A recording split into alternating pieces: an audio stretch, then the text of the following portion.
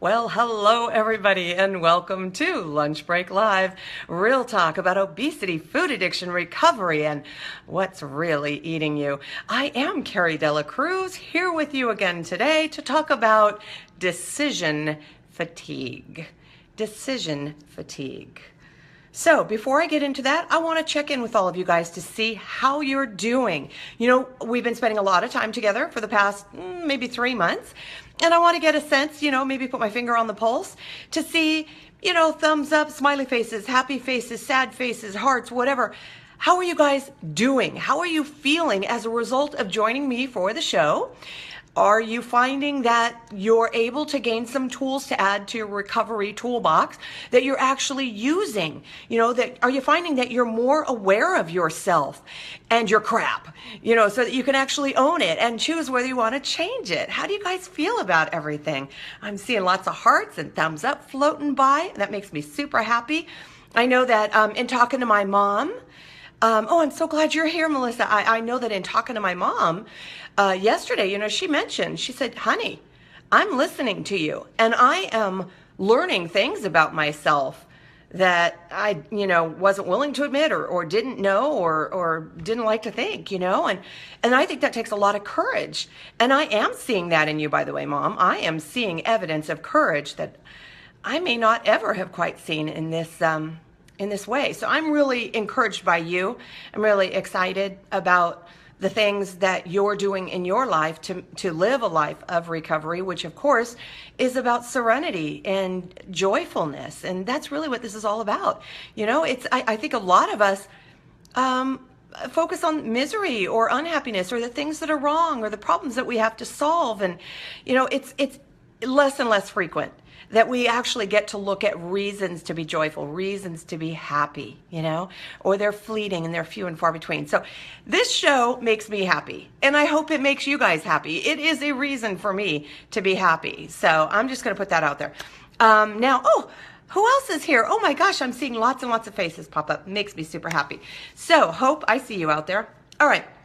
So I want to talk about decision fatigue. I'm going to put some questions out there like always, talk about it a little bit, and then I'll explain to you what I mean. All right. First thing I want to know is, how many decisions do you make in an average day? How many decisions do you make in an average day? Go ahead and kind of take a guess.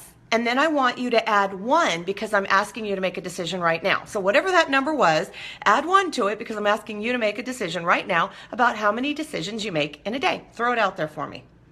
I'll wait. Patiently. Gosh, Facebook is so slow. You're probably typing to me and I'm not seeing it, so I'm just going to run with it. Oh, okay. All right. So decisions. How many decisions do you make in a day? Okay, too many to count. There you go. 40. All right, good. I'm seeing nice round numbers. Okay. So what kinds of things do you have to decide every day? I'm just going to throw some of these things out here. Some of them apply to you and some of them don't, right? You have other things that you have to decide every day that I certainly don't have to. 11. Is that what you said, Mom? You cracked me up. 50 plus. All right. Okay. Here are some decisions that, you may have to make. I certainly have to make. What am I going to wear today? Unless you wear a uniform, by the way, which I don't. All right. How are you going to fix your hair? Okay, unless you don't have hair. But again, that's another story. What time do I have to get up if I want to get to work early? Now, again, not all these are my decisions, but they're decisions we have to make. Should I pack a lunch or eat out? What color purse should I carry today to match my shoes, or should I match my shoes or not? Do I have time to do a load of laundry before I have to leave to get on the freeway to go to work? Is the cell phone bill due today or do I have to pay it tomorrow? Should I wear a coat? Do I need an umbrella? Well, it's California, so the answer to that is no. Should I set out more food for the dog since I'm not going to get home till later? Let's see, should I pack a protein bar or nuts? What route should I take to work? I mean, is traffic going to be heavier going this way? Should I get off and take surface streets?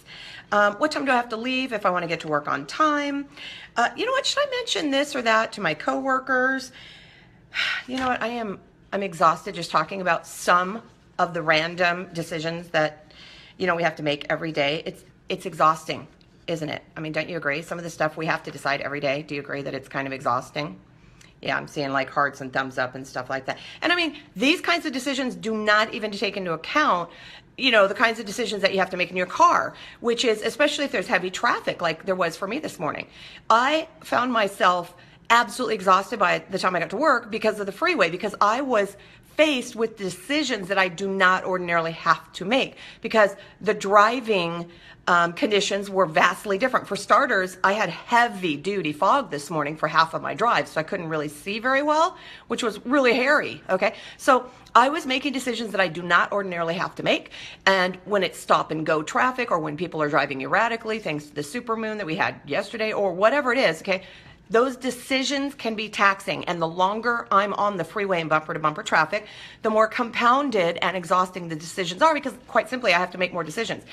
Sometimes I have to make decisions about what music do I want to listen to today, or do I want to listen to talk radio, or do I want to tune in to a podcast, right? It's a decision. You may not think it's a big decision, but it's a decision that you make every single day, all right? Let's see. Then there's these decisions with which I'm sure you guys are quite familiar. What should I watch on TV? Let's see. Or should we go out for a movie? What movie do you want to see? Where would you want to go? Do you want to go to IMAX or 3D? What showing do you want to go to? Do you want to try and hit a matinee, or do you want to pay more and go to a night movie? Do you think we're going to have seats? Are they going to be sold out? Do I have to stand in line? Should I buy tickets on Fandango, or should I go to the theater and stand in line and buy them? A lot of decisions there just to see a movie. Not to mention the fact that when you get there, you're going to want to decide if you want to have juicy fruits, or if you want to have, juicy fruits or jujubes, or popcorn or Whoppers, right? Or a drink, a red vine licorice that I could use as a straw in my supersized soda. Ooh, there were a lot of decisions there too. And if I didn't eat before I left home, do I need a hot dog and nachos? All right. Do I need gas in the car? What's for lunch? I don't know. Where do you want to go? We get that a lot around here. What should we eat for dinner? You know what? What should I have at that restaurant? What shouldn't I have at that restaurant? A lot of decisions there. Decision fatigue. Now here's my question for you as I'm throwing out these decisions, which you might not have even considered to be decisions that you make in your own life. How exhausted are you, number one? And number two, how wise are the decisions that you make when you're tired? Do you find that you do your best decision making, your best thinking when you are tired? Just throw that out there for you. Thinking. Yeah, I'm asking you to make a decision about how good your decision making is when you're tired. All right. Let's see here. I'll just throw this little scenario out there, just in case you aren't really sure on what, the caliber of your decision making might be. Let's say you're in the store with your child. Doesn't matter if it's a grocery store, a toy store, department store, whatever it is, you're in the store with your child. Here's how this sounds. Mommy, can I have this? No. Mommy, I want this. No. Why can't I have this? Because. But you never buy it for me. Not today. When then? Another day. Which other day? Next time. When is next time? Okay. All right. I have just made a decision that you can have what you want because you just had me make 17 other decisions that were contrary to the decision that you wanted me to make. How often do we cave and give in because we're just too tired of fighting, right? Mm-hmm.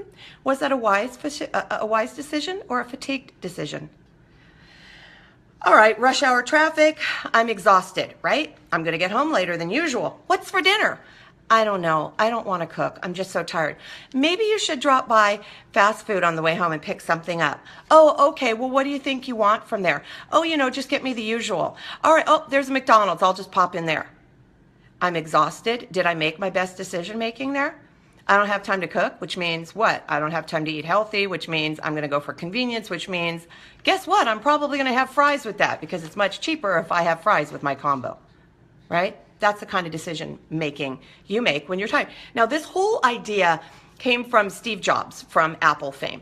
And I don't know how familiar you are with him, but if you ever saw pictures of him, you might have noticed that he wore a black turtleneck and Levi's every single day. Anytime you saw him photographed, every time he did a keynote address, black turtleneck, Levi's. And when he was asked about it, he said, oh, that's one less decision I have to make every day. I don't have to worry about what I'm going to wear because I already know what I'm going to wear. I'm going to wear the same thing I wear every day. So now maybe we look at that and go, oh, please. If that's the only way around decision fatigue, I don't want to have to wear the same thing every single day. No, but the point is, he determined that he was willing to have certain decisions already be made for him so that they would not have to be made when he was tired. But in doing that, he said, I'm going to free up my mind so that I have more energy to focus on things that matter. I want to be able to give more attention to decisions that are significant, important, and really require my mental fitness, you know?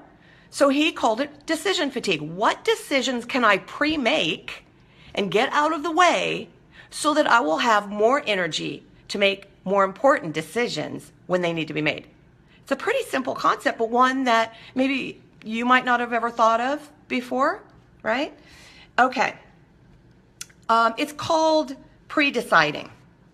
All right. So you pre-decide. And let me tell you, these are some of the things that you can pre-decide. All right. Should I have just a little more X? All right, so you're faced with something really yummy that you like, and there you are, and you have to make a decision. Should I have a little more X? Well, if you have already pre-made the decision that you will not have a little more X, then you don't have to be worried about decision fatigue and about making unwise decisions, because that decision will already have been made by the time you get there, and you won't have to ask if you could have a little bit more because you will have already decided that no, that's not an option. To see how that looks? All right. But I'm just going to have one. What if you pre-decided that you'd have none? Then you don't have to worry about stopping after one because you already pre-decided that you were going to have none. Because how often are we decision fatigued, and after we have one, we have just one more, and then one more, and then one more because we're tired, right?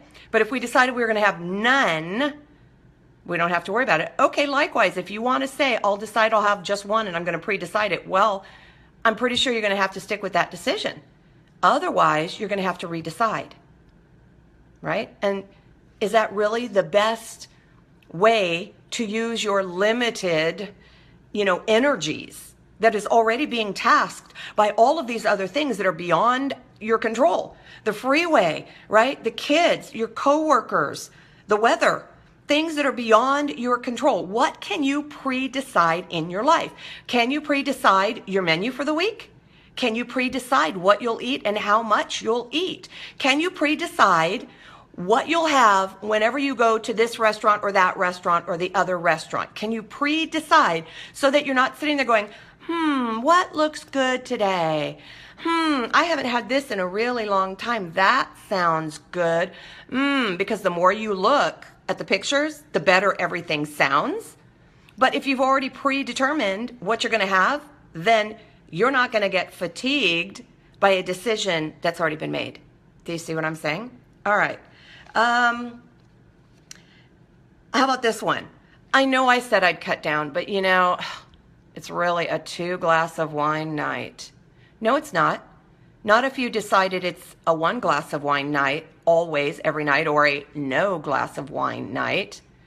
Because when you're tired, you do not make your best decisions, right? Pre-decide, predetermine what is acceptable and what is not. Make your mind up and don't think about it again because it's not an option. It's not open to debate, right? That's what recovery looks like. When we're talking about recovery from obesity, we're talking about making healthy choices. But do we want to have to decide every single day what those healthy choices are going to look like? Every single day? Or do we want to have a plan, in our recovery basket? Do we want to have it kind of loaded with things that are already pre-decided? About the workout, we're not going to argue about it and decide that we're not going to work out because we're too tired because it's already pre-decided that we will do it, right? Without thinking about whether we feel like it or not. All right. Let's see here.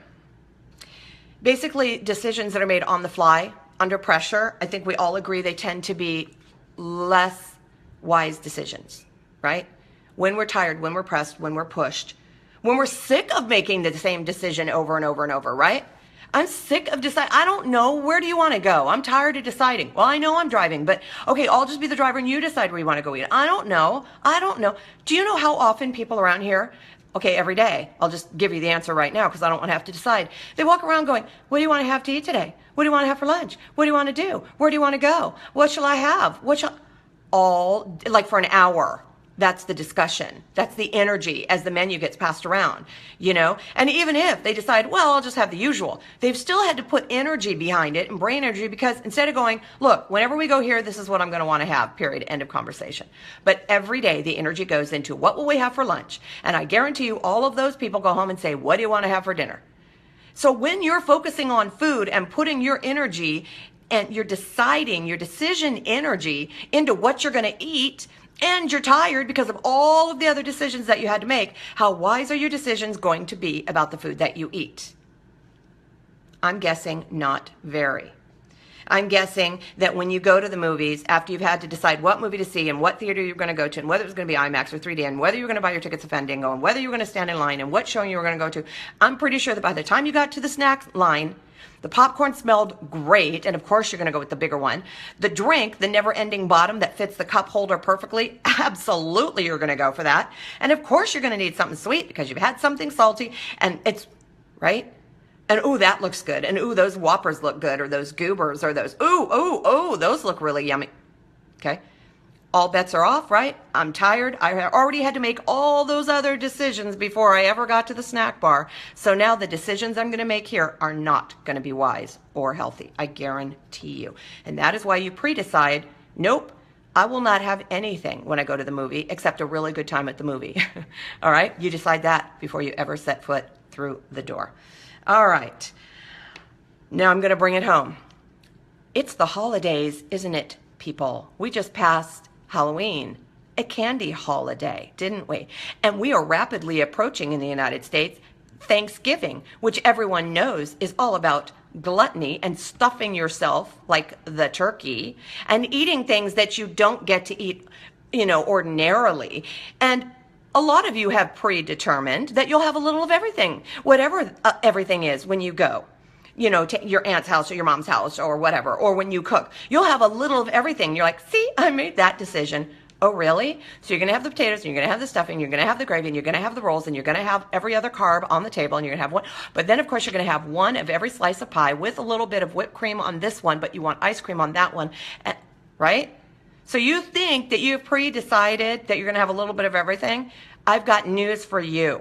That's not pre-deciding anything. That's leaving it up to fate and what smells good and what looks good and what you can cram on that fork and shove in your face, okay?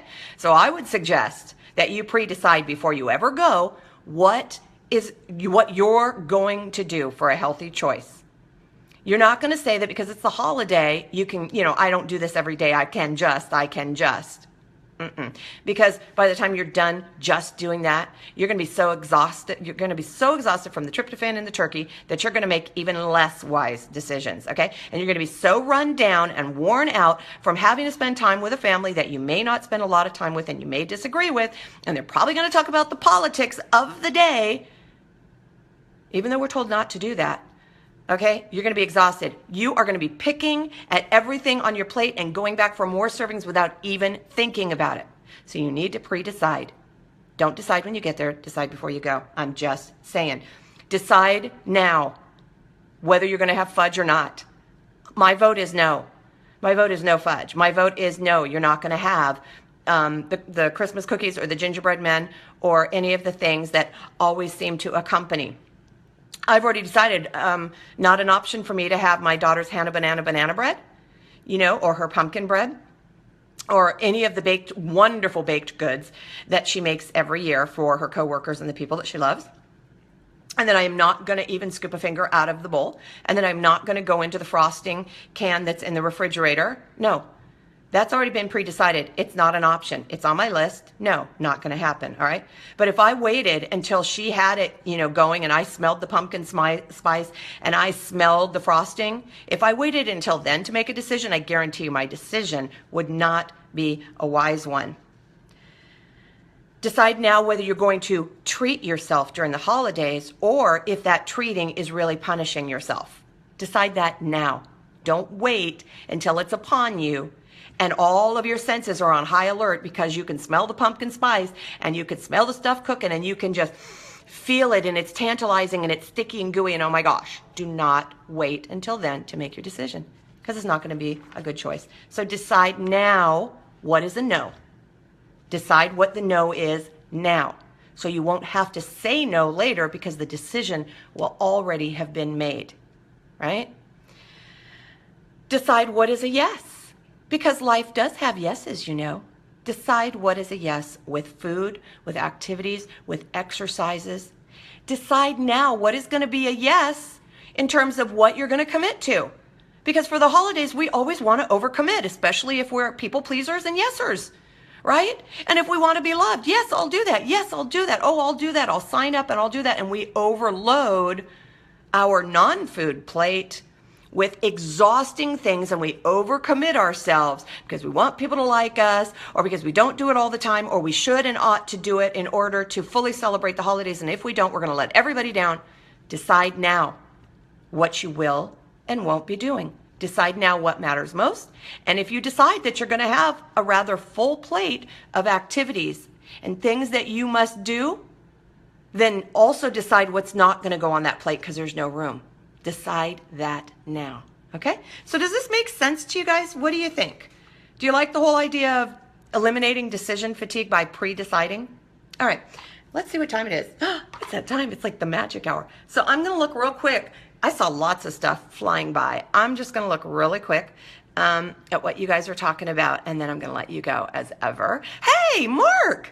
I don't know if you're still here or if you just popped in, but Mark Becker, my sweet, beloved friend, whom I could never say even the slightest negative thing about because he's just amazing, remarkable, encouraging, and has always been just wonderful and supportive to me through thick and thin. So I'm so glad you popped in. I don't know if you're still here, but thanks for being here. Let's see here. Everybody's saying hi. Everybody's saying hi, hi, hi, hi, hi. All right. So you were responding to my question for you. How are things going? Is the show working for you? What ways are you finding that your time spent with me has a positive effect on your recovery life and the choices that you're making? I'm going to go back and read your wonderful statement shortly. And I saw you guys responding to the number of decisions you make in a day, and I'm pretty sure that number went up as I began to throw out the decisions that you might not have even thought about that you have to make. Should I wash clothes today? Hey, here's a little secret, Mom. I'm going to go ahead and predetermine that one for you, and I'm going to say yes. You should wash clothes until they're done. That's just my vote. Of course, it's always up to you. Absolutely exhausting for sure, yes. Make the decision. Pre-decide. Do it now. Don't decide at the restaurant. Don't decide, before you drive home and you've got all this traffic between you and, the stove or the oven or whatever. Make that decision now. Exhausted thinking about washing clothes. Then stop thinking about it. Stop thinking about it and do it. A lot of our energy is sucked out of us thinking about how exhausting it will be to do the thing that we haven't really decided to do. Isn't that true? It can be exhausting to think about all the things we have to do. So exhausting that we never do them. So at some point, one of the decisions that we make has to be that we will do the things that we decide need to be done. Yeah. And then once we eliminate that decision, we don't have to make it again. We just do it. Don't you think? That's just my, simple little solution to a really complicated problem. All right, let's see. I have a problem with a desire for variety. Advice on that? Well, for me, and you know what, I'm a hardliner on this one, Melissa. I just really am, because a lot of people will say, well, I just get bored eating the same thing over and over and over. I get bored with healthy eating. And yes, I'm using that annoying whiny voice because I go, okay, tell me how tired you ever got of eating hamburgers and french fries and pizza and any fast food boat in the storm. Right? The port in the storm that you sailed your boat into. Tell me the last time you ever got sick of any fast food restaurant or any dessert that you absolutely loved, right? You could say, oh, I got a little burned out on the ice cream for a while. But you came right back. You got over that in a hurry because you substituted something else in the meantime. So the point is, I think a lot of this is our mindset, and it's the lies that we tell ourselves, and it's what we allow ourselves to get away with. And no one fights us on it. Everybody goes, oh, well, of course you get tired eating the same thing over and over. Trust me, I can't try this on my husband, who is from Mexico, by the way, because he grew up eating the same thing every day. Every day, every day, every day. Rice and beans and chili and tortillas. Rice and beans and chili and tortillas. Right? Are you catching this? Okay. Every single day. Sometimes eggs, sometimes chicken, but rice and beans and chili and he never got tired of it. Why? Well, for starters, he didn't have the option of getting tired of it if that was what he was going to be able to eat, if that was what was going to be available. He couldn't lie to himself and say, I think I'll have pizza today, because it wasn't an option on their table in Mexico where they lived. Okay? So he didn't have to talk himself into anything. It just was. It was his life. So if you determine what your life is going to look like and what's going to be on your table, then I think you're going to have a harder time believing that argument that you get bored. You only get bored when you allow yourself, I think, to be bored and to decide that that's an option. You know, for me, I do eat the same thing every day. Every day. Every once in a while, I substitute a few things when life changes or when we go different places, but I predetermine, I already know what I'm going to have when I go to the various places. Saying that you're bored, I think, carries a lot of energy that it doesn't deserve. If it's an option to be bored, then you'll be bored. I guess but again, I'm a hardliner. I just am. And I say that's a decision that I don't want to have to make over and over and over and over and over. Have like a list or a grouping of things that are options for you, and then mix and match them. You know, this is always a good option. This is always, maybe it's an egg product, let's say, or a cheese product, or a chicken product, or whatever it is, and you can mix it up a little bit. But the whole idea of, I just get bored eating healthy is kind of a fib. It's one that no one's going to argue with, because they're like, well, of course it's hard to eat the same thing every day. Not for me, and I've been doing it for 9 years. So there you go. I guess you'll just have to argue with me. So let's see.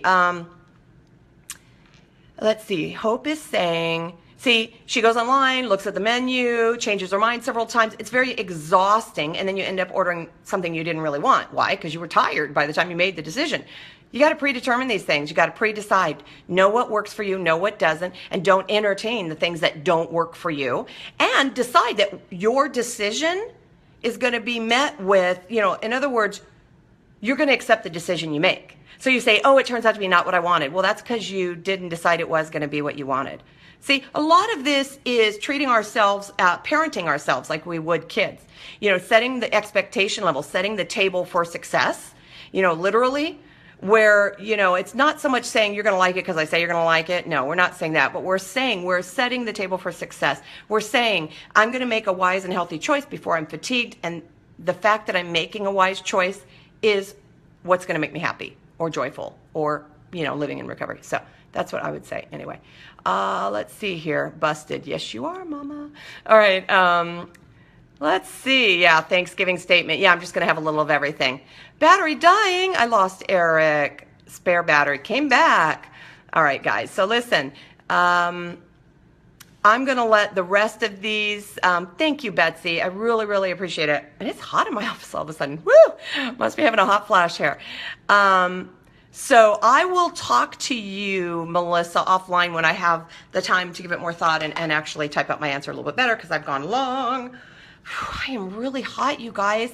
So I'm going to let you go. I've really worked up a sweat in here. There's no doubt about it. So I want to thank you guys for being here and for being generous with your feedback, being courageous enough to throw stuff at me, knowing that, hey, I might just shoot it down. Okay, but I'm not shooting you down. I'm not judging you. I'm not beating you up. I am encouraging you to think about things differently and give yourself more credit to know that you really do have the strength to think and do better. I think a lot of us don't believe we can do better because we don't think we're strong enough, because maybe a lot of us are used to being victims, or not believing that we could do better, or never setting our expectations higher because we claimed we didn't want to fail. Well, I'm encouraging you guys to set the bar higher. I'm encouraging you guys to adjust the way you look at things and say, you know what? I believe that I can do better, and I will make choices that are better so that I can live better and be better and feel better. I think that's a great idea, and I'm waving my finger around off camera here because I'm just so worked up and excited about it. So I'm gonna let you guys go until tomorrow. As ever, I thank you so much for being here and spending your time with me. Prayer is still going out to my New Zealand Kiwis. You guys are on my heart, and boy, front and center. Just know that you are in my prayers, and I hope that you guys come through this as you always do, because you got, you know, that you're that pull yourself up by your bootstraps kind of people. And I love that about you. So, but don't be afraid to ask for help. All right, okay, guys. I'm going to remind you all to have courage, seek peace, embrace joy, and above all, live your recovery. Remember, you can't stop feeding what's eating you if you don't know what's eating you. I'll see you guys tomorrow. Mwah. Bye.